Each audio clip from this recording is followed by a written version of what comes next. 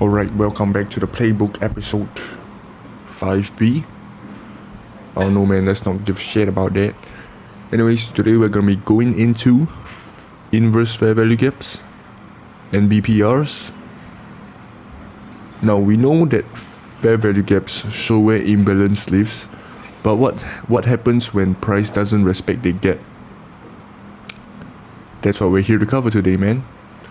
And in last episode, we learned what a fair value gap was, which is essentially an imbalance in the market. It's a three candlesticks pattern. Yeah. First candlestick to the last candlestick. It can't be overlapping in the body of the second candle. That's your fair value gap. And we know that price likes to retrace to those areas so that the market movers can re-enter at that area, because there's an imbalance there. It's a liquidity void, man. Anyways, price likes to retrace to that area, which is the fair value gap. People re-enter, and boom, man. I'm gonna give you an example. Yesterday I took a trade of a fair value gap right here on ES. I'm not gonna get too deep into it, but since you guys already know what a liquidity sweep is, no, I'm not gonna get too into it. Hold up, man. Where's that shit? Alright, yesterday we had a 5-minute fair value gap, which is bullish. Remember, always look at the second candle. We're retracing the 5-minute fair value gap. I zoomed into the 1 minute. We also got a SMT, but you guys don't know what that is yet, so shut the hell up, man. We retrace into the 5-minute fair value gap. We got a break of structure. Yes, you guys have learned all of this. We are slowly gonna put the pieces together. Anyways, we got a break of structure. We got a 1-minute fair value gap. We retrace into the 1-minute fair value gap, and we got displacement out, and that was when I entered. You don't need to know where my TP is or whatever, cause you're not there yet, man. I'm just being truthful. Anyways, yes, those are fair value gaps. Fair value gap here, a gap here, a gap here, here. There's tons of fair value gaps, man. But you just need to know which one are valid and which one you should use, which we'll get into next time when we are building the strategy. But enough for the recap.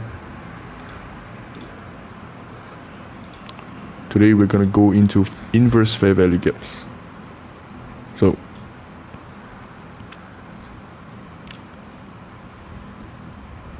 an inverse fair value gap is really simple, honestly. It's just a fair value gap that gets invalidated when price closes through it, when price closes through it. For example, when we have a, let me go to the lower time frame, man.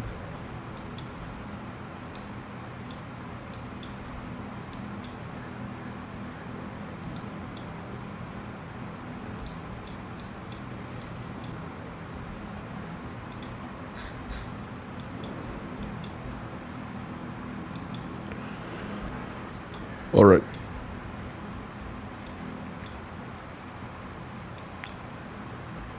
As you can tell, we got a bearish fair value gap right here.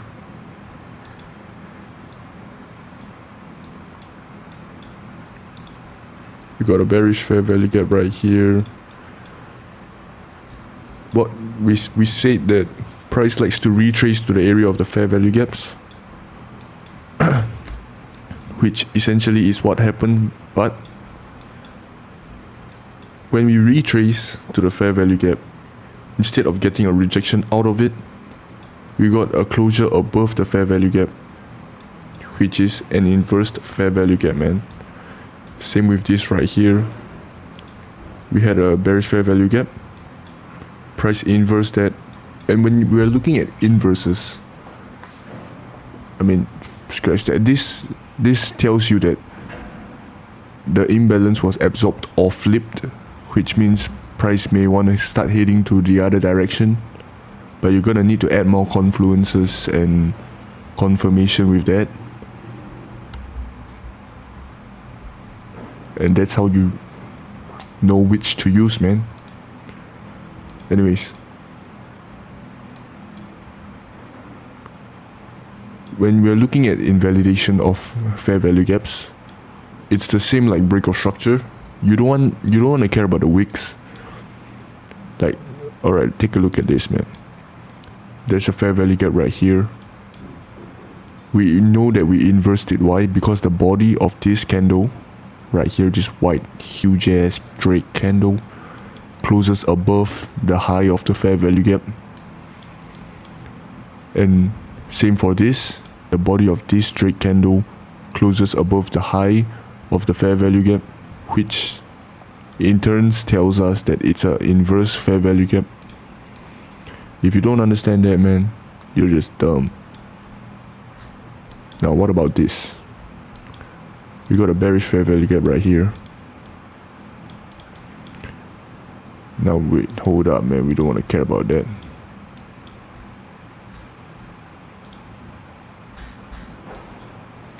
Gotta find better examples for this, man.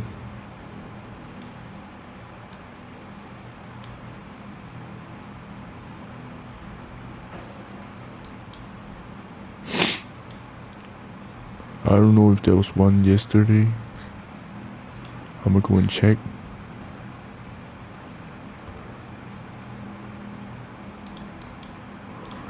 Trust you, I'm gonna shoot you.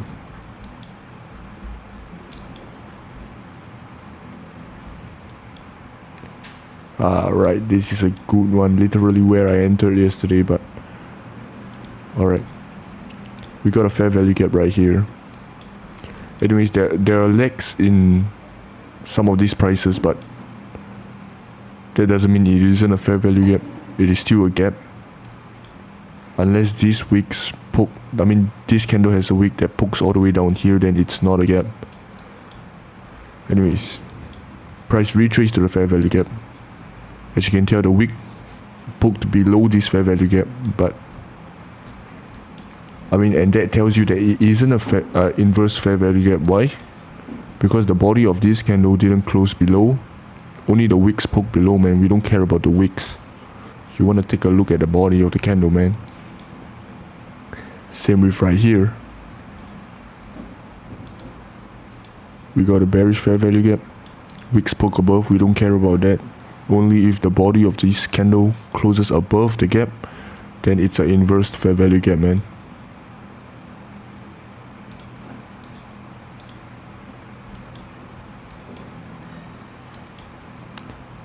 Right here is a good example of a proper inverse fair value gap.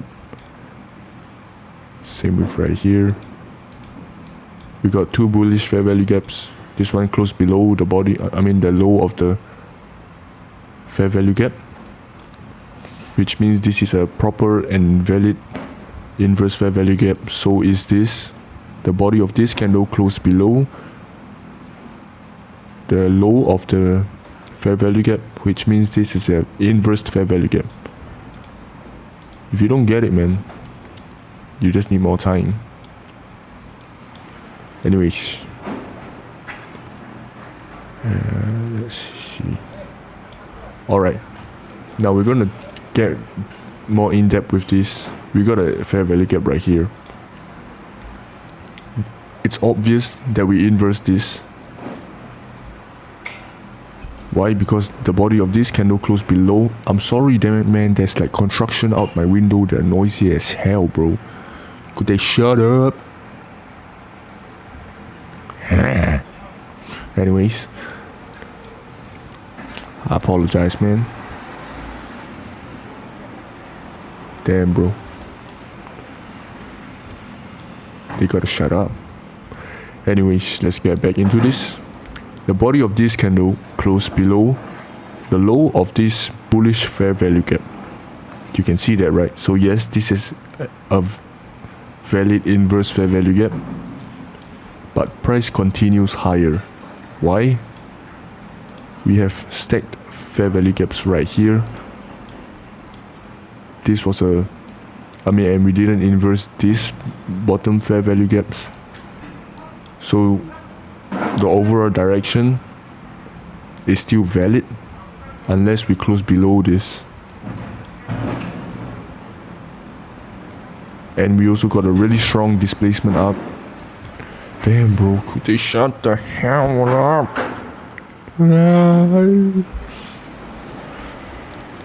That's why we know that this fair value gap is valid. It's great. We got strong displacement up. It's still holding. There's no closure of bodies below. Man, they're louder than me, man. Anyways, alright. I'm gonna give you one last example.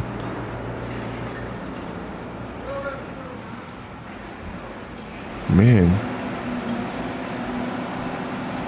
chose the wrong time to record this shit, bro. What is the problem, man? Sincerely apologize to you guys. Anyways, I'm gonna try to talk through this. When we have stacked fair value gaps, like consecutively stacked fair value gaps, the only way we can inverse the only way we can have a proper valid inverse fair value gap is when we close below the last fair value gap, like right here. We got two bullish fair value gaps right here. We inverse both of them. So this is what I would consider a proper invalidation of the fair value gaps. Because even though price might inverse the first fair value gap, it might just be to retrace to the second one, which is the lowest point, to continue whatever it wants to go, man. And also, just because that price invalidates these both fair value gaps. Damn, bro. I'm about to rip your head off. Anyways, even though price closed below both of these fair value gaps, it doesn't mean immediately we're gonna go down. You gotta have context for your trades. For the day, we knew the price was going high. We knew the price was going higher. That's why, even though it closed below this, I'm not gonna enter a trade. That's dumb. You gotta have context for your trade, and that's where liquidity comes in, which we've learned. That's where your key areas comes in, which you will learn soon. That's where we have break of structure and everything. We're gonna put the pieces together, and that's where you get your context and how you take a trade, man. What's with the drills, man? Right. Alright, now you got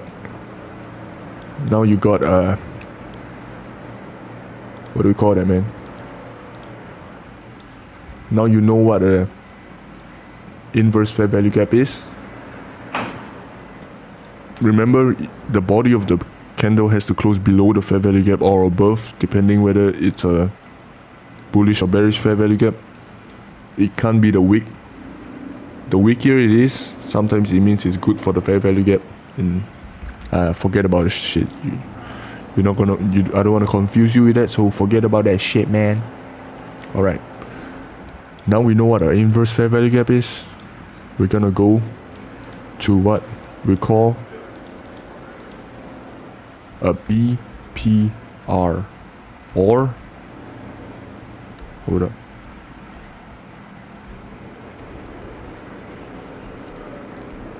A BPR is called a balanced price range.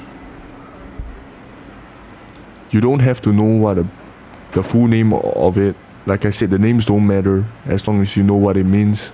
You don't even need to have a name as long as you know that it's there. So, a BPR is just a new fair value gap that forms during an invalidation of a previous one. Alright, so what this does is it signals a shift in control from buyers to seller or from sellers to buyer, whatever, and often we don't want, and often becomes a new point of interest, like how your normal fair value gap is. Price might return to the point, might return to the range and continue in whatever direction it wants to go. So it's really simple, man. You know what a fair value gap is, you know what an invalidation is. So we inverse this fair value gap, and at the same time we created a bearish fair value gap. Alright, let me do this to bearish. Damn, we got a bearish fair value gap. So in the points that they overlap, that is your BPR. So it goes from here to here because this is where it overlaps. And as you can tell, price retraced to the area and went a little bit lower. But like I said, you need context if you want to see it go all the way. Damn, bro, could they shut up?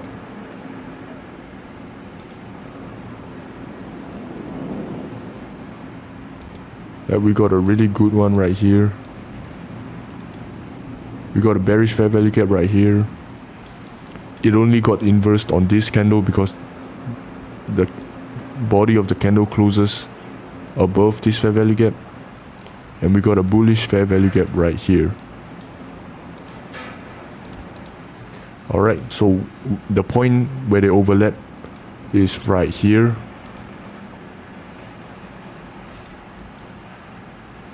As you can tell, if you can't, maybe you're blind.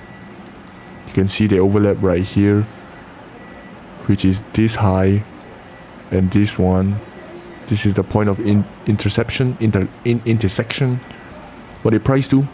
Returns to this BPR. Boom. Drake.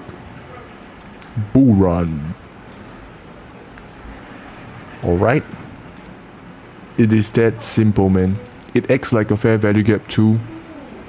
Those are the properties of the BPR. It's just the same as a fair value gap, just that. That's it, man. Yeah, man. I don't know what I want to say. Let's see if we got BPRs in a high time frame.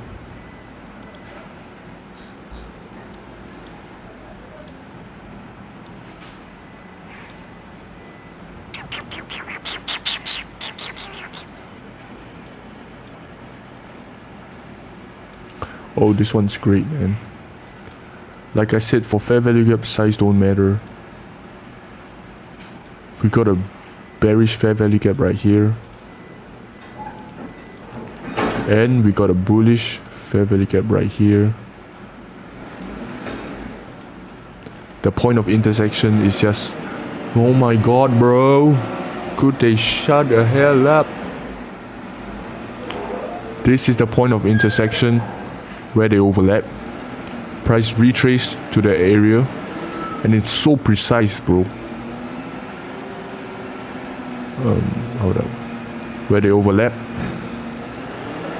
price pokes into this BPR. We got rejection out and continue the bull run, man. I'm sorry, guys. I'm really sorry, man. Oh my god.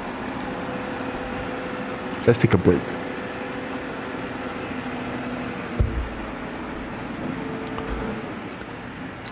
Anyways, we inverse this fair value gap like I said.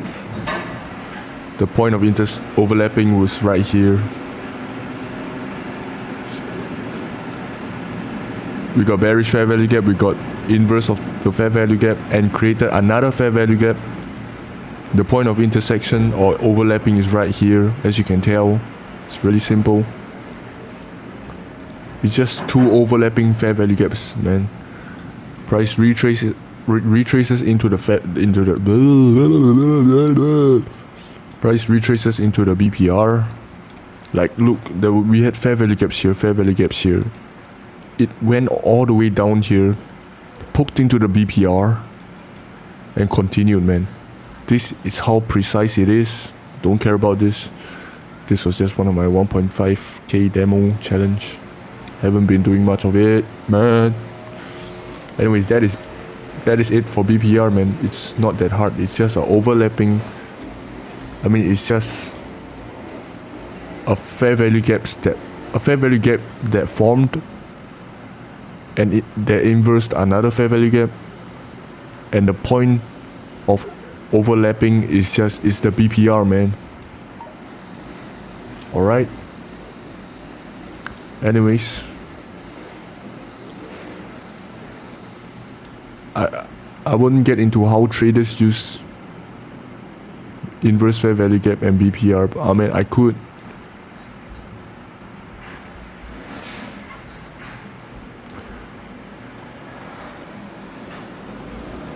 Like for example,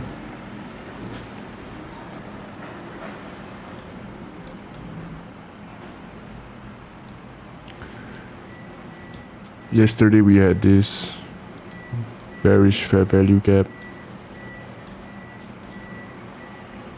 After we get liquidity sweep and whatever break of structure, we inverse this fair value gap, man. Some people could enter right here. Some people like to enter when we inverse the fair value gap after they get the context and everything, their daily bias, which we'll get into next time. They will want to see this gap get invalidated to their point of interest, which is their take profit area. So once it gets invalidated, they can enter their position, stops at the lows or whatever, man. That's how they use it. I use it sometimes when that's the thing with how I trade, man. I don't have a proper strategy. I just have a bunch of confluences that I use, and it works, man. It's been working really well nowadays. You can check out my trade recaps for the past few days. All I do is just look for a daily bias. You won't know what that is as of right now. We'll get into it next time.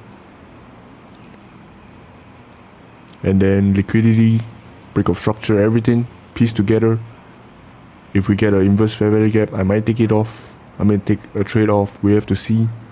You guys probably don't understand what I'm saying. I'm just rambling. But anyways, that is all I have, man. Every imbalance tells a story. Whether it holds or fails, it reveals intent.